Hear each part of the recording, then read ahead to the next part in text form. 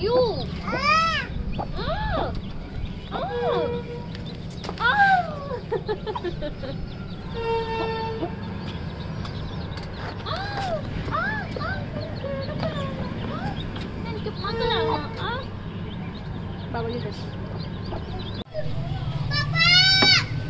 तो गाइस यार ये हम बना रहे हैं अपने बैठ जा नीचे चूज़ों के लिए नेचुरल डाइट तैयार होगी।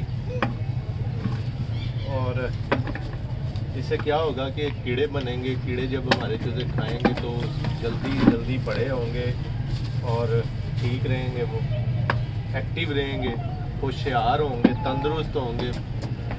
जो अपने पर वगैरह हैं वो अच्छे निकालेंगे, शाइन वाले निकालेंगे। तो अभी ये बनाने के बाद आपको दिखाते हैं चूज़े भी, चूज़ों का भी शौक करवाते हैं। आज उनका सेकंड डे है, आज वो 2 दिन के हो गए हैं जी। और आप लोगों ने कमेंट बॉक्स में लाजमी बताना है कि आपको व्लॉग्स, आपको वीडियोस कैसी लग रही हैं और हमारे चूज़े कैसे लगे हैं।